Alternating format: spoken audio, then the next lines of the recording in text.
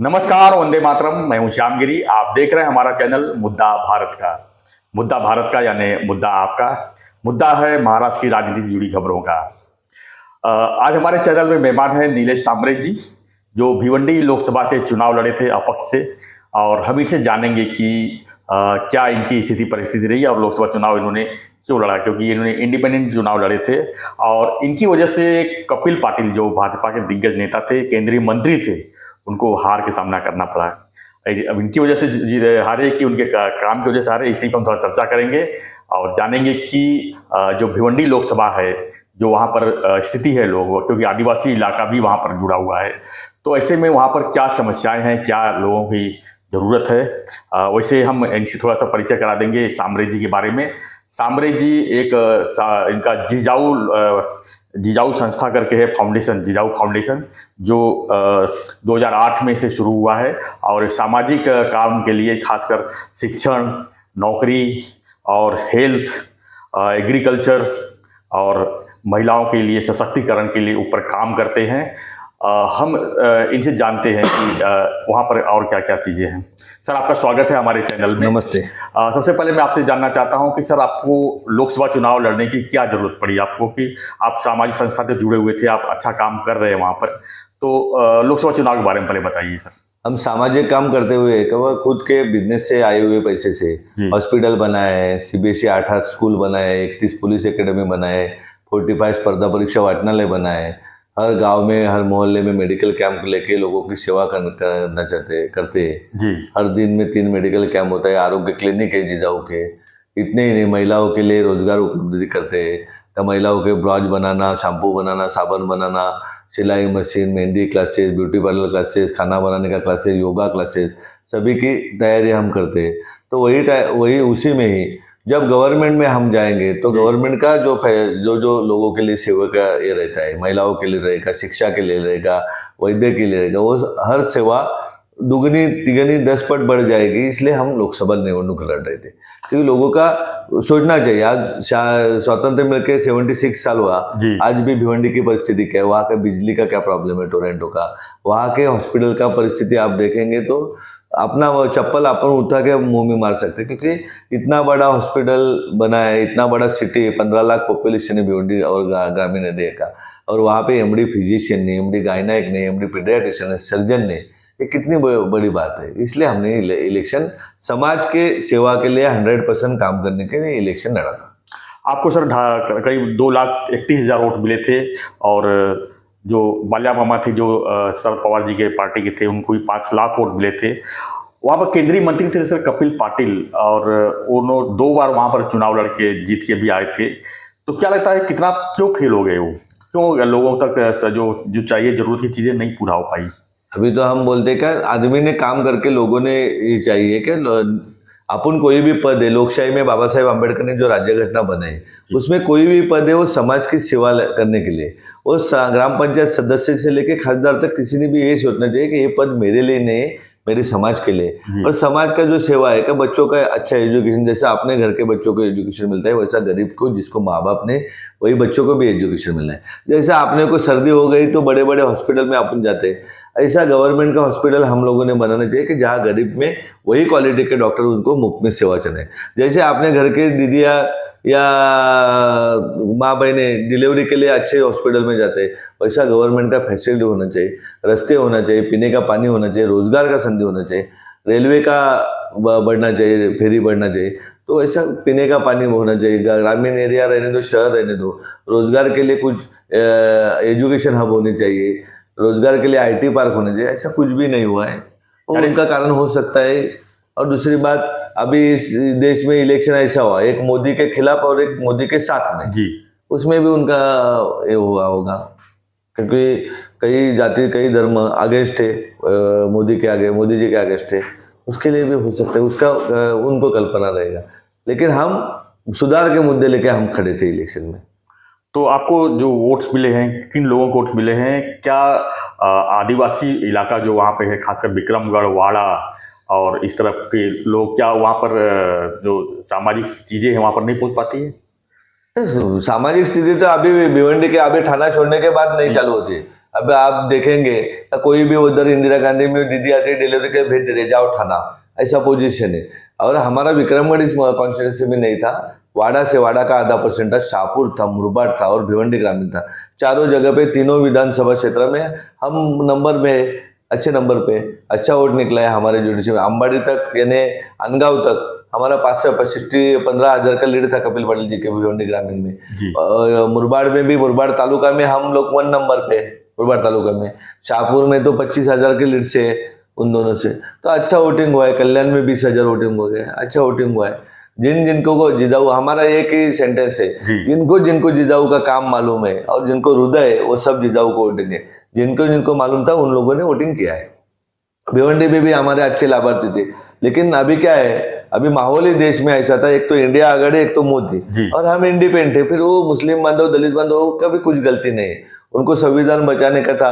मुस्लिम बांधवों को मालूम था जब मोदी 400 सीट लाएंगे तो हमारा कुछ ये नहीं है, इसलिए वो हुआ है। उसमें से हमारे ऊपर नाराज नहीं है मुस्लिम बांधव या दलित बांधव, वो हमारे ये अभी तो वो फिर हर रोज फोन करते कि बाबा हमारा तय हो गया था कि संविधान बचाना है, देश में की ऐक्यता रखना है, तो हमें वोट करना पड़ेगा ऐसा। तो अभी आपको क्या लगता है कि जिस कपिल पाटिल जो केंद्रीय मंत्री थे, हारने के बाद क्या स्थिति सुधरेगी वहां पर?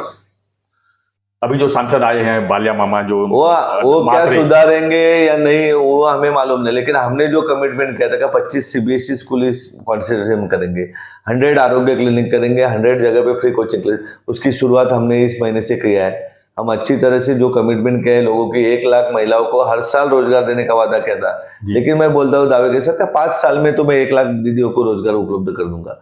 मैं 25 सीबीएसई स्कूल 2 साल में करने वाला था, लेकिन 5-10 साल में तो मैं कर दूंगा।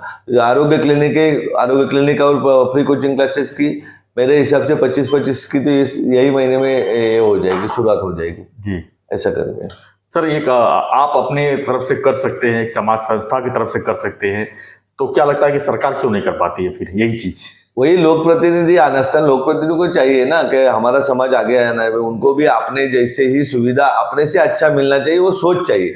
वो सोच की कमतरता है ना। जो मतदार रहता है, जो जिनके आशीर्वाद से अपन आमदार होते हैं, खासदार होते हैं, नगर सेवक होते हैं, महापौर होते हैं, तो वो सोच चाहिए कि ये हमारे माई बाप है, इनकी बच्चों की सुरक्षा करना, बच्चों को एजुकेशन देना, ये भगिनी उनको जैसे अपने घर जैसा वैद्यकीय सुविधा मिलना, या अपना ड्यूटी है। लेकिन वो समझते नहीं, जब तक वोट मिलना चाहिए तब तक पाव पड़ते हैं, एक बार चुन के आया क्या गया खड्डे में पब्लिक।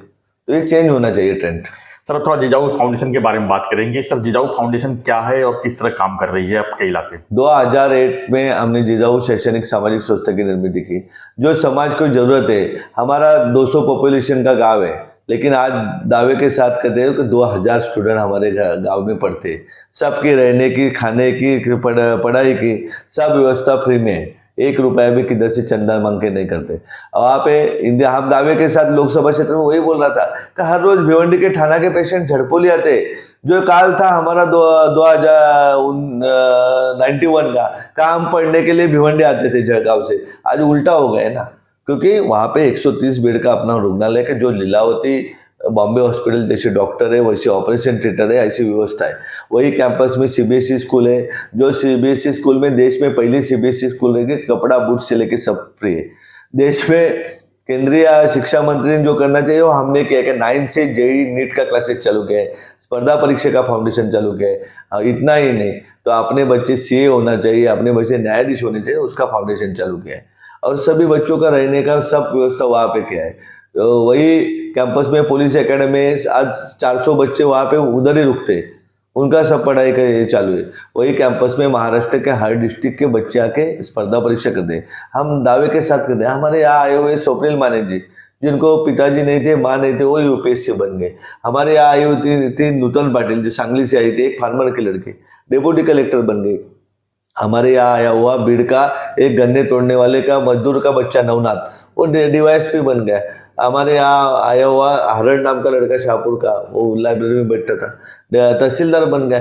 ऐसे जिसके पेट में बच्चा था 2.5 महीने का, उसका हस्बैंड गुजर गया, वो लड़की लोगों के बर्तन साफ करने वाले थाना की लड़की, वागले स्टेट पे मोहिनी भारमल नाम की लड़की, जब जिजाऊ के साथ गठित हो जाते हैं, जिजाऊ उसको पढ़ाई का पैसा देते हैं और पढ़ाई करने के बाद आज मुंबई महापालिका में ऑफिसर बन गए। ऐसे कई सारे ठाणे का कचरे का ढेर है, वहां से उठा के लड़की दीपाली नाम की लड़की उठाई जिसको माँ बाप नहीं थे, उसको उठा के घर पे लेके आए, उसको पढ़ाए, आज होटल मैनेजमेंट करके 5 स्टार होटल में नौकरी करे। ऐसे हजारों उदाहरण अपने पास है कि 8,000 बच्चे अपने जिजाऊ की तरफ से गवर्नमेंट जॉब पे लगे, लाखों स्टूडेंट को नोटबुक जाते हैं, लाखों फार्मर लोगों को आम का पेड़ जाता है हर साल, हर कोकन के हर स्कूल में अपना नोटबुक जाके बच्चों को पढ़ाई के प्रेरित किया जाता है। फ्री कोचिंग क्लासेस चालू है। ठाणा में 10 थे, अभी और 25 हो रहे हैं, जहाँ पे गरीब के झोपड़पट्टी के बच्चे अच्छी तरह से पढ़ना चाहिए। आरोग्य की क्लिनिक जिजाऊ के हम सब कर रहे हैं, खाली अभी भिवंडी लोकसभा में नहीं करेंगे, अभी हम तलाशी से लेकर सावंतवाड़ी तक करेंगे, जहाँ पे जिजाऊ पूरा सेवा करेंगे और लोगों के मरीजों की फ्री में सेवा करेंगे। ऐसी व्यवस्था हम करते हैं।